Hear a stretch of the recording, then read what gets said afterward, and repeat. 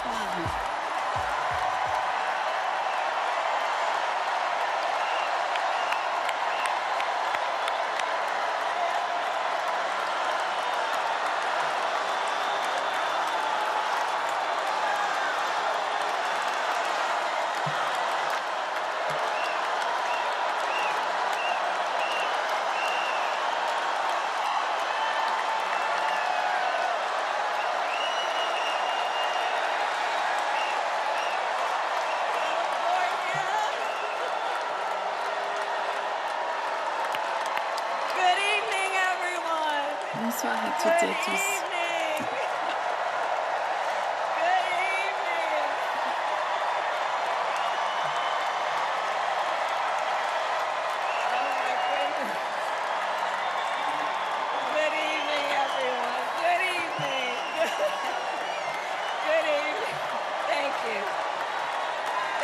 Merci.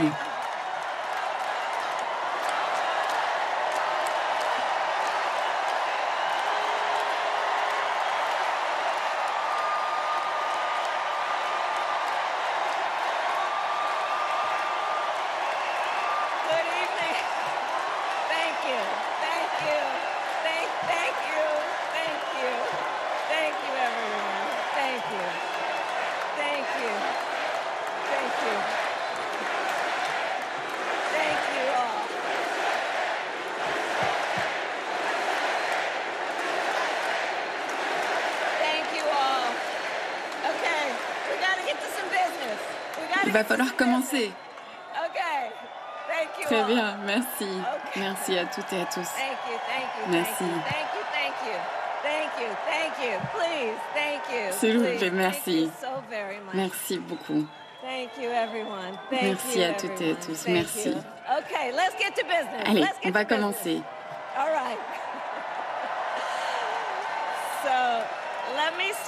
J'aimerais commencer en remerciant mon mari extraordinaire, Doug.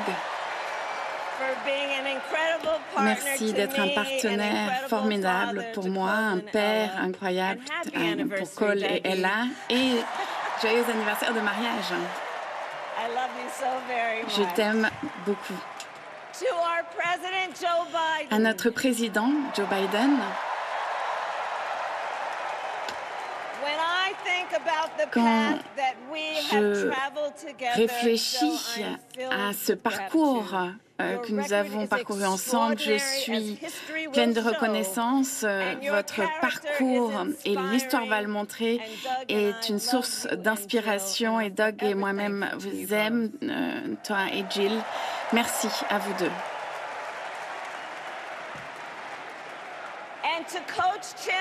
Et au coach Tim Walz,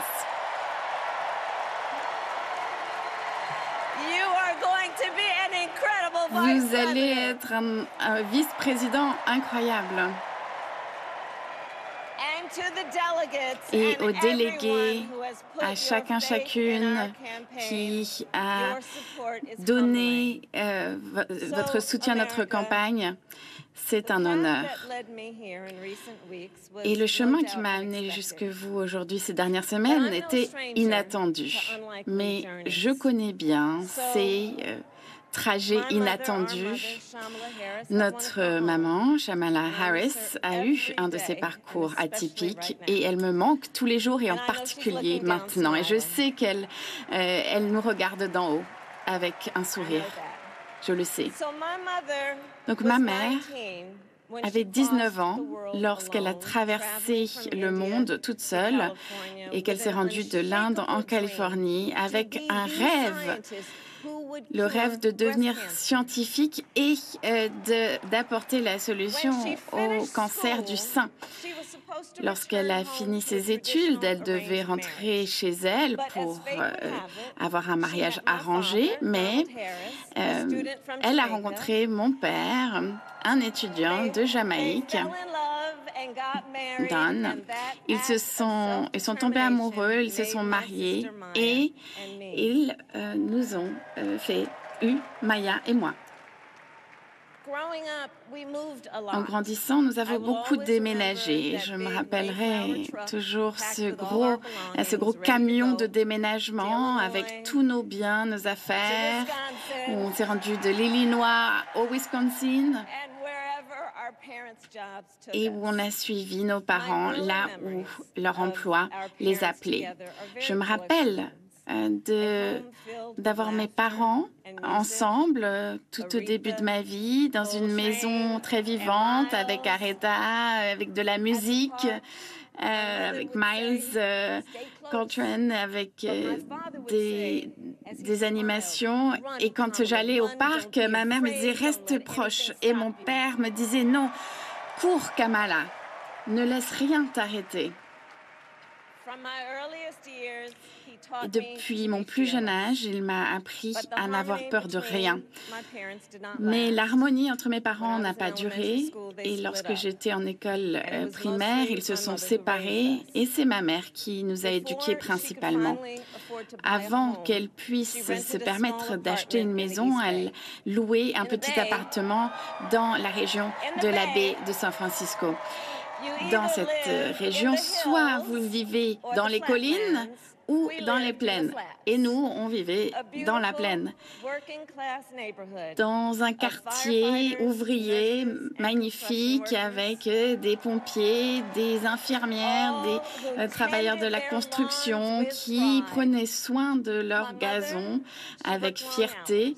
Ma mère travaillait dur et comme beaucoup de parents qui travaillent, elle s'appuyait sur un cercle d'amis, de connaissances pour s'occuper de nous. Madame Shelton, qui avait un centre de garde et qui s'occupait de nous, oncle Freddy, tante Chris, toutes ces personnes n'étaient pas nos parents par le sang, mais notre famille grâce à l'amour. Famille qui nous a appris à jouer aux échecs et qui parfois même nous laissait gagner. Une famille qui nous a aimés, qui a cru en nous et qui nous a dit que nous pouvions être qui nous voulions et faire ce que nous voulions.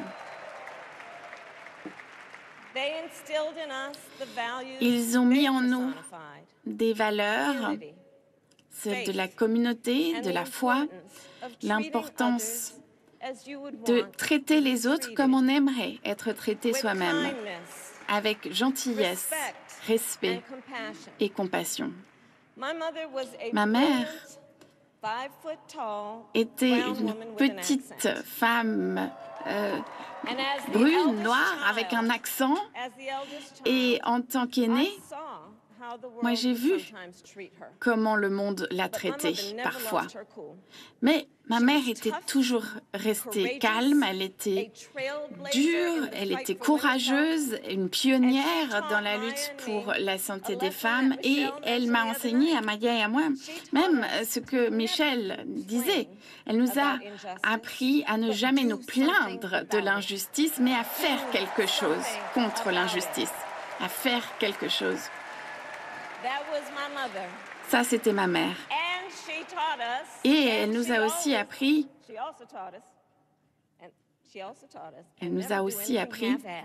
de jamais faire les choses à moitié.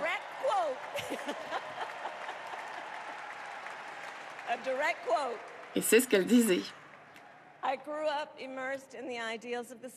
Moi, j'ai grandi immergée dans les idéaux du mouvement des droits civiques. Ils se rassemblaient au meeting et ils nous ont enseigné les personnes qui ont marqué ce mouvement comme Thurgood Marshall. pour réaliser les promesses de l'Amérique. Et donc, très jeune, j'ai décidé que je voulais faire ce travail, que je voulais être avocate. Et lorsque j'ai dû choisir le type de droit que j'allais étudier, j'étais à un moment charnière de ma vie. Parce que quand j'étais au lycée, j'ai commencé à remarquer quelque chose. Ma meilleure amie, Wanda, elle était triste à l'école. Et parfois, elle ne voulait pas rentrer chez elle. Et donc, un jour, je lui ai demandé si tout allait bien. Et elle m'a confié qu'elle était harcelée sexuellement par son beau-père. Et je lui dis tout de suite qu'elle devait quitter sa maison et aller vivre avec nous. Et c'est ce qu'elle a fait. C'est l'une des raisons pour lesquelles je suis devenue procureure, pour protéger les personnes comme Wanda, parce que je suis convaincue que chacune et chacun a un droit à la sécurité, à la dignité et à la justice.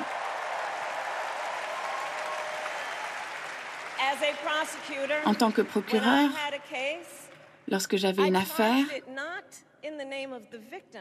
je ne parlais pas au nom de la victime, mais au nom du peuple, pour une raison simple. De notre système de justice, un dommage commis contre l'un d'entre nous est un dommage commis contre tous.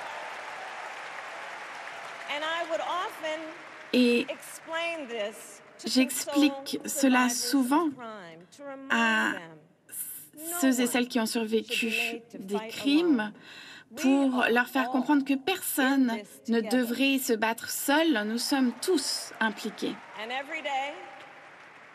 Et tous les jours, au tribunal, je me tenais avec fierté devant un juge et je disais 5 mots. Kamala Harris pour le peuple.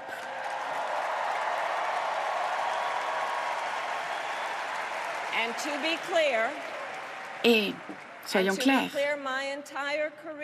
ma carrière, toute ma carrière, je n'ai jamais eu qu'un client, le peuple. Et donc, au nom du peuple,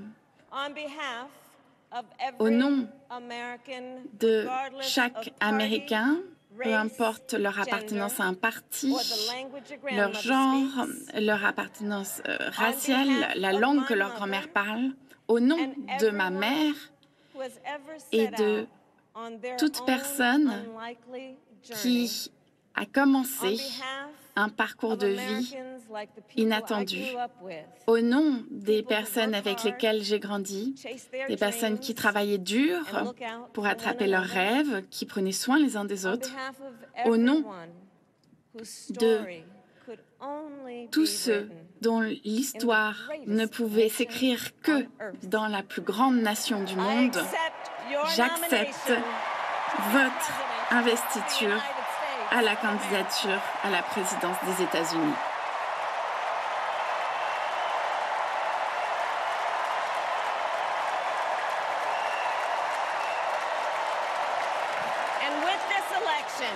Avec cette élection,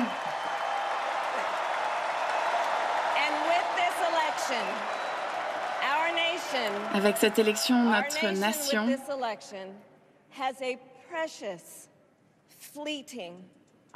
a une opportunité précieuse et fragile de dépasser le cynisme et les batailles du passé et une chance de tracer un nouveau chemin d'avenir. Pas en tant que membre d'un parti ou d'un groupe, mais en tant qu'Américain. Et j'aimerais vous dire, je sais qu'il y a des gens de différentes opinions politiques qui nous regardent ce soir. Et j'aimerais que vous sachiez que je promets d'être présidente pour tous les Américains. Vous pourrez toujours me faire confiance. Je mettrai toujours notre pays au-dessus des intérêts des partis et de mes intérêts personnels. Les principes de l'Amérique sont sacrés, de l'état de droit à le transfert pacifique de pouvoir.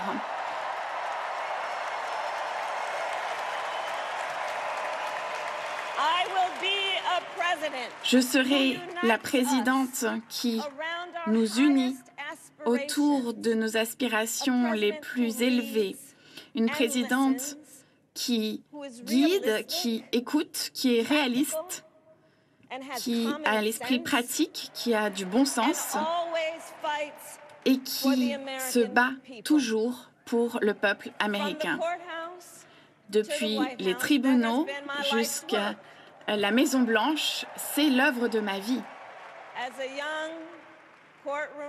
En tant que jeune procureur à Oakland, Californie, j'ai défendu les femmes, les enfants contre des prédateurs qui leur faisaient du mal. Et en tant que procureur du district de Californie, j'ai combattu les grosses banques et j'ai défendu les familles qui allaient perdre leur maison. Et j'ai fait passer une loi pour codifier cela, l'une des premières dans notre pays. J'ai défendu les vétérans et les étudiants qui se faisaient avoir par des universités qui n'avaient pour objectif que le profit. Les travailleurs également, je les ai défendus pour qu'ils obtiennent les salaires qu'ils méritent. Pour les personnes âgées qui étaient menacées d'abus, j'ai combattu les cartels, les trafiquants de drogue et les trafiquants d'êtres humains pour renforcer la sécurité de nos frontières et de nos communautés. Et je vais vous dire, ces combats n'étaient pas faciles, ni les élections qui m'ont donné ces positions. J'ai été sous-estimée à chaque fois, mais nous n'avons jamais abandonné parce que l'avenir est une cause pour laquelle il faut se battre. Et c'est le combat qui nous attend à présent, un combat pour l'avenir de l'Amérique. Chers Américains, Américaines, cette élection est non seulement l'élection la plus importante de notre vie, c'est aussi une des élections les plus importantes dans la vie de notre nation. De bien des manières, Donald Trump est un homme peu sérieux,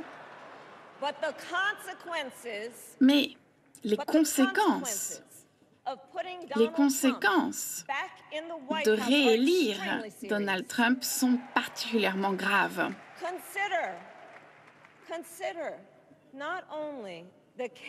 Pensez non seulement au chaos, à la calamité qui a eu lieu lorsqu'il était au pouvoir, mais également la gravité de ce qu'il s'est passé depuis qu'il a perdu les dernières élections.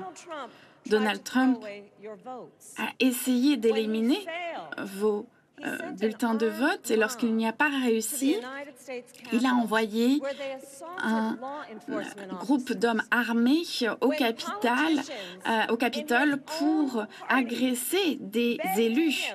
Et son propre parti l'a imploré de renvoyer ces foules enragées et il n'a pas voulu le faire. Et aujourd'hui, pour des crimes différents, il a été condamné par un jury de ses pairs et il a aussi été condamné, reconnu coupable pour du harcèlement sexuel. Imaginez ce qu'il fera si l'on lui redonne le pouvoir. Imaginez son intention claire de libérer ces personnes violentes qui ont agressé des élus au Capitole. Son intention également d'emprisonner des opposants politiques ou ceux qu'il considère comme des ennemis. Son intention également de déployer notre armée contre nos propres citoyens. Considérez le pouvoir qu'il aura, en particulier alors que la Cour suprême vient de décider qu'il aurait l'immunité. Imaginez Donald Trump sans aucune limite. Et comment il utilisera les pouvoirs immenses de la présidence des États-Unis, pas pour améliorer vos vies, non pas pour renforcer notre sécurité nationale, mais pour servir le seul client qu'il n'ait jamais eu, lui-même.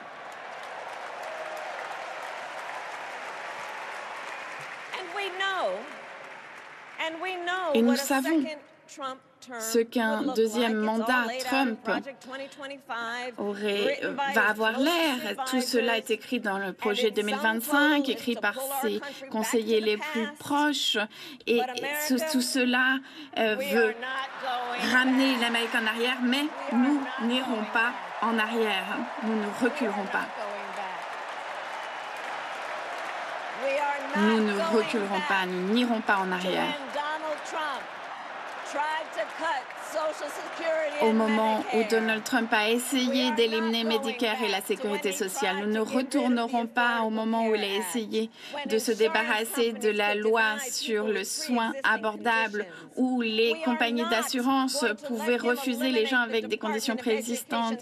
Nous n'allons pas retourner à des coupes budgétaires sur l'éducation publique. Nous n'allons pas le laisser terminer des programmes comme Head Start qui donnent des repas pour nos enfants à l'école. Américains, Américaines, nous ne retournerons pas en arrière.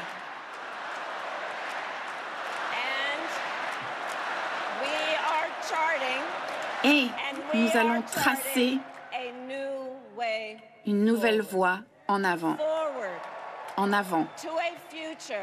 vers un avenir avec une classe moyenne forte en croissance, parce que nous savons qu'une classe moyenne forte est important pour le succès de l'Amérique. Et reconstruire cette classe moyenne, c'est l'objectif principal de ma présidence. Et c'est personnel pour moi, puisque la classe moyenne, c'est de là que je viens. Ma mère avait un budget très serré. Nous vivions avec ce que nous avions, mais nous n'avions pas beaucoup de désir. Et elle nous a appris à faire du mieux avec les opportunités que nous avions et à être reconnaissante pour ce que nous avions. Parce que, comme elle nous l'a dit, les opportunités ne sont pas disponibles pour toutes et tous. Et c'est pour cela que nous allons créer ce que j'appelle une économie des opportunités, une économie des opportunités où chacun, chacune a l'opportunité d'avoir sa place et de remporter du succès, de réussir. Que vous veniez d'une petite ville ou d'une grande ville, en tant que présidente, je vais rassembler les travailleurs et les syndicats et les entreprises américaines pour créer des emplois, pour faire croître notre économie et pour faire baisser les prix de la vie quotidienne comme celui de l'alimentation et des soins de santé. Une Amérique pour chacun, chacune, pour les entrepreneurs. Et nous allons lutter également contre le manque de logement et protéger la sécurité sociale et Medicare. Alors comparez cela à présent à Donald Trump, parce que je crois que vous le savez tous, il ne se bat pas vraiment pour la classe moyenne. Non, il se bat pour lui-même, pour ses amis millionnaires et milliardaires, et il va leur donner à nouveau des coupes d'impôts qui vont rajouter des milliards à la dette publique, tout en voulant imposer cet impôt national sur la consommation, cette taxe Trump, qui va donc rajouter à l'impôt de chacun plusieurs milliards. Alors que nous, ce que nous voulons faire, c'est un crédit d'impôt pour les classes moyennes qui va pouvoir s'appliquer à plus de 100 millions d'Américains. Chers amis, je suis convaincue que les États-Unis ne peuvent pas être prospères si les Américains ne sont pas capables de prendre leurs propres décisions sur leur propre vie et en particulier en ce qui concerne le cœur et le foyer et la famille. Ce soir, aux États-Unis, trop de femmes ne peuvent pas prendre ces décisions et il faut être très clair sur ce qui nous a amenés dans cette situation. Donald Trump a choisi personnellement les membres de la Cour suprême pour défaire les droits des libertés personnelles et il s'en vante. Il dit « Je l'ai fait et je suis fier de l'avoir fait ». Citation directe. Eh bien, je vais vous dire, ces 2 dernières années, j'ai traversé notre pays et les femmes m'ont raconté leurs témoignages des pères de famille, des maris, des histoires de fausses couches dans des parkings, d'avoir des complications qui vous empêchent d'avoir des enfants à l'avenir. Tout cela parce que les médecins avaient peur d'aller en prison en prenant soin de leurs patients. Des couples qui veulent simplement avoir des enfants qui ne peuvent pas poursuivre de FIV, des enfants qui ont survécu des agressions sexuelles et qui doivent porter un enfant jusqu'à terme, qui en sont obligés. C'est ce qui se passe dans notre pays à cause de Donald Trump. Et il faut que vous sachiez qu'il n'en a pas fini, puisque dans son projet, lui-même et ses alliés vont limiter l'accès à la contraception, interdire l'accès à l'avortement avec une interdiction nationale, que ce soit avec l'accord du Congrès ou non. Et il veut créer un coordinateur national anti-avortement qui forcera les États à donner des listes des femmes qui ont fait des fausses couches ou avorté. C'est complètement fou.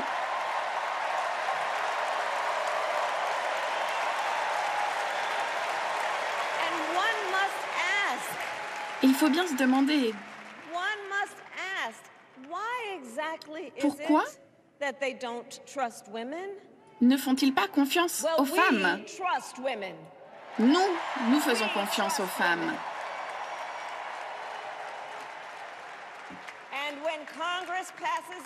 Et lorsque le Congrès approuve une loi pour restaurer les libertés personnelles, je la signerai fièrement en tant que présidente.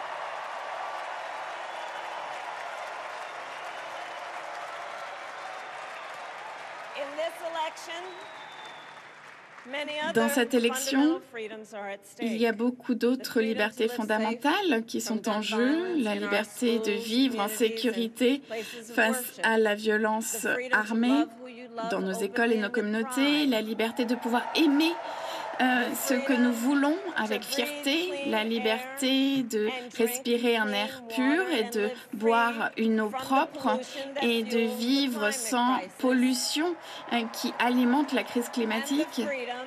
La liberté de voter. Dans cette élection, nous avons enfin l'occasion de faire passer la loi John Lewis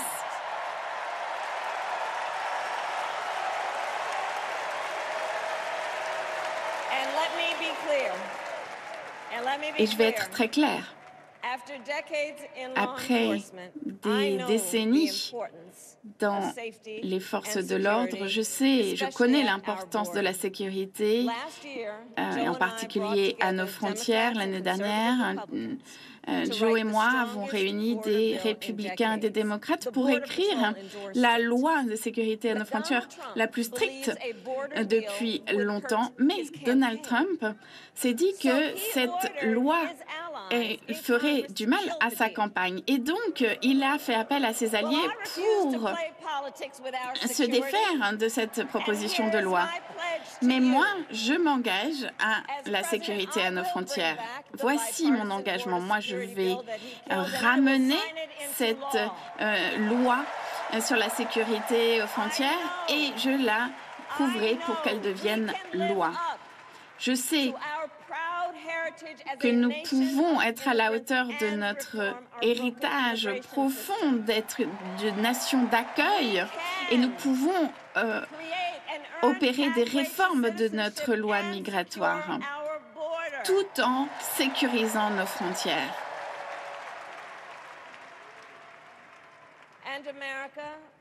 Américains, nous devons également être déterminés pour améliorer notre sécurité et nos valeurs à l'étranger. En tant que vice-présidente, j'ai fait face à des menaces à notre sécurité, j'ai négocié avec des alliés, j'ai été impliquée auprès de nos troupes courageuses à l'étranger. En tant que commandante en chef, je ferai en sorte que les États-Unis aient toujours la force armée la plus puissante au monde. Et je remplirai notre obligation sacrée de prendre soin de nos troupes et de leurs familles. Et j'honorerai toujours leur service et leur sacrifice.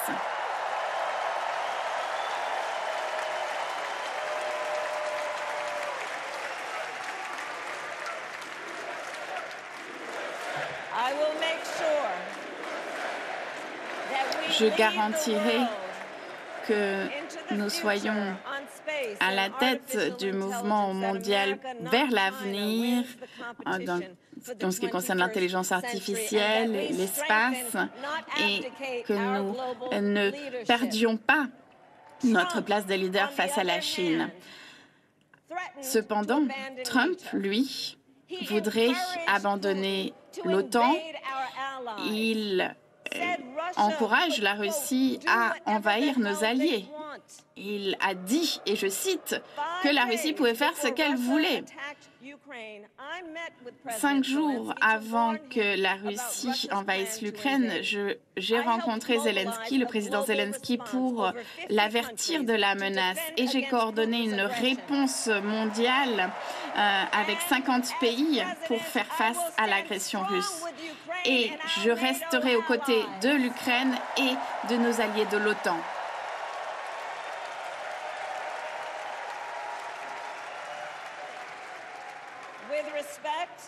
En ce qui concerne la guerre à Gaza, le président Biden et moi-même travaillons dur parce que c'est le moment d'obtenir un accord de cessez-le-feu et pour les otages. Et je veux être très claire. Je défendrai toujours le droit d'Israël à se défendre et je vais toujours garantir qu'Israël ait la possibilité de se défendre parce que le peuple en Israël ne doit jamais encore souffrir l'horrible tragédie du 7 octobre causée par cette organisation terroriste appelée Hamas, y compris le massacre de jeunes enfants à un festival de musique. Et en même temps, ce qu'il s'est passé à Gaza ces 10 derniers mois est absolument catastrophique. Tant de vies innocentes ont été perdues. Des personnes désespérées qui meurent de faim, qui fuient vers la sécurité. Encore et encore, l'échelle de cette souffrance brise le cœur. Le président Biden et moi-même, nous travaillons pour que cette guerre en finisse, pour que les otages retournent chez eux, pour que la souffrance à Gaza termine et que le peuple palestinien puisse réaliser ses droits à vivre en sécurité et en liberté et en autodétermination.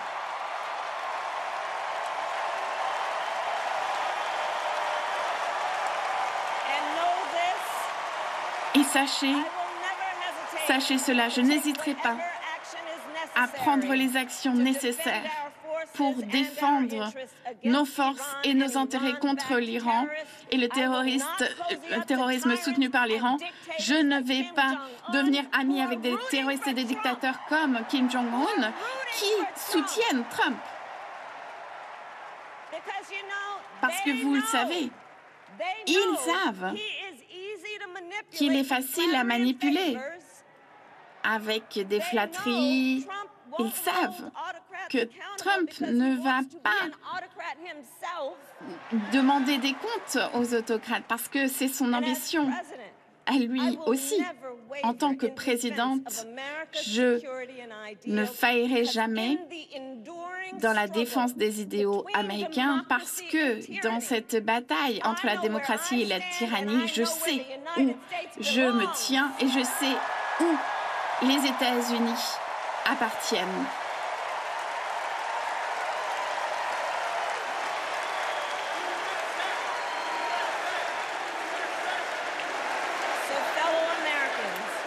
Chers compatriotes,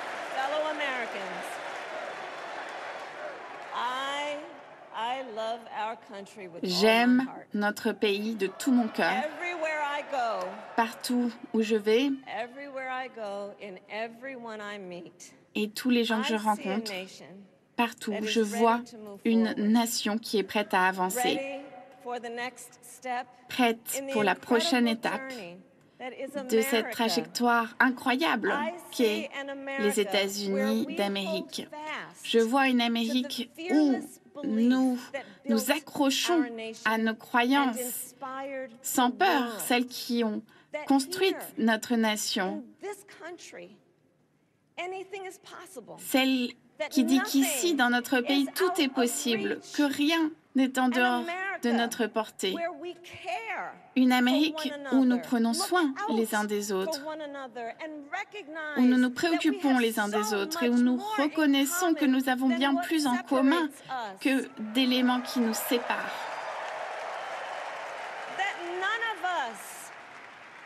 Nous reconnaissons qu'aucun d'entre nous ne doit échouer pour que nous puissions tous réussir. Et que dans l'unité, il y a une force. Vous savez, nos opposants de cette campagne, tous les jours, dénigrent les Américains. Ils parlent de tout ce qui va mal. Eh bien, ma mère avait une autre leçon qu'elle nous a apprise. Ne laissez personne vous dire qui vous êtes, vous leur montrez qui vous êtes.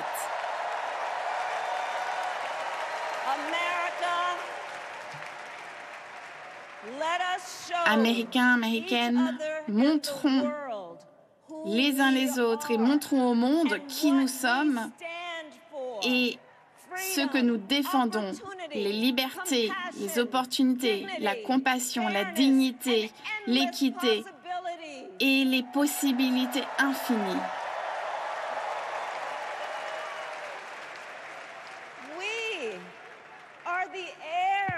Nous sommes les héritiers de la plus grande démocratie dans l'histoire du monde. Et au nom de nos enfants et de nos petits-enfants et de tous ceux qui ont sacrifié tout ce qu'ils avaient pour nos libertés, nous devons être à la hauteur de ce moment. C'est notre tour à présent de faire ce que les générations avant nous ont fait, guidés par l'optimisme, par la foi, pour se battre pour ce pays que nous aimons, pour se battre pour les idéaux qui nous sont chers et pour soutenir cette responsabilité immense qui accompagne le plus grand privilège sur Terre, le privilège et la fierté d'être américain.